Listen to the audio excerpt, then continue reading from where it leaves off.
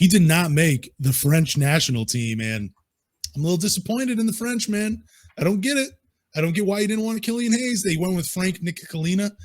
I just butchered that last name, but he's a solid point guard, so I get it. But, Killian Hayes needs every opportunity to, create some consistency in his game, gain some confidence, do something.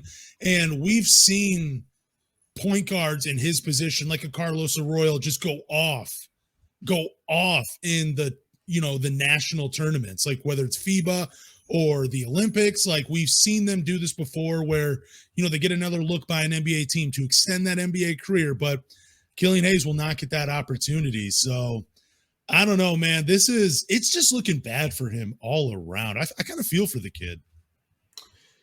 Yeah, I mean, I remember, I think it was towards the end of the season, he said he wanted to try out for the French national team. He thought that, it would be a good experience for him, and even reached out to a fellow Frenchman in Nick Batum saying like, hey, I really want to make the team. When tried out for it, didn't make it.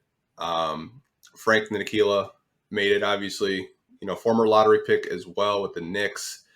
But I mean, I don't really think there's a debate who's the better point guard. I kind of feel like they're both mid.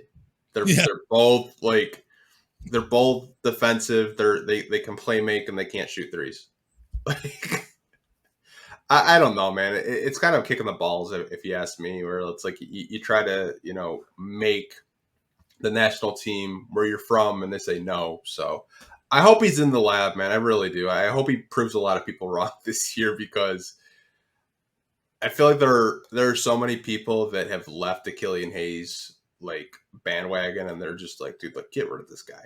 He sucks. And dude, he just pulls you right back in. Like I remember last season, and he just had that nice little streak where he looked like a really good NBA player, where he's averaging 12, 6, and 4 or whatever, with a steal or two a game, shooting pretty decently from the floor. And I'm like, dude, this kid, man, he's pulling me right back in. I just went on a podcast and just said, let's just trade him. Let's dump him for whoever. And here he is pulling up, looking like a starter. He's going to do it again this year. You just know something's going to happen here. Killian Hayes is just going to look good for some reason. Hopefully it's not an injury. There's just going to be something that happens, and Killian Hayes is going to pull me right back in. But I'm saying it here. I'm saying it now. I am off officially the Killian Hayes train. He's a Detroit Piston. I'll root for him, but you know what I'm saying? I think he is what he is, and that's a third-string point guard. Yeah, I mean, like I said, it's sad because he got drafted so high. Yep. And there was a lot of expectations among fans of him being good. And if you saw the Tyrese Halliburton extension this weekend, you're probably just thinking to yourself, wow, that's a lot. That's a lot of money. Dude, him and LaMelo got the bag, bro. That's what, $52 million, I think, a year or something. That is crazy to play basketball. That's unbelievable. I feel like the Pistons should just permanently retire the number 7, because it has been such bad juju for years now, man. I think Brandon Knight wore it. It did not look good. We know how his career panned out. He had a few moments in the NBA, had a cup of coffee. Didn't? Yeah, Stanley Johnson wore number 7 as well. And, yep. And Brandon Knight. Yeah, Brandon Knight, Stanley Johnson, and now Killian Hayes. It's a graveyard number.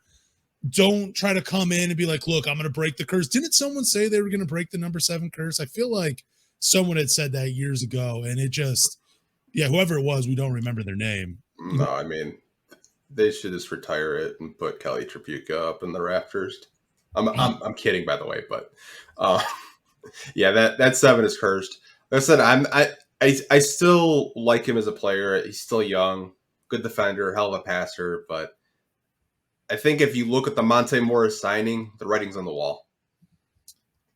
I'm telling you, man, this is why they should try my little experiment that I was talking about. Play him at the off guard spot, try to find creative ways, try to maximize him defensively, and just have him cut like his French teammate we're about to talk about here in just a couple of minutes.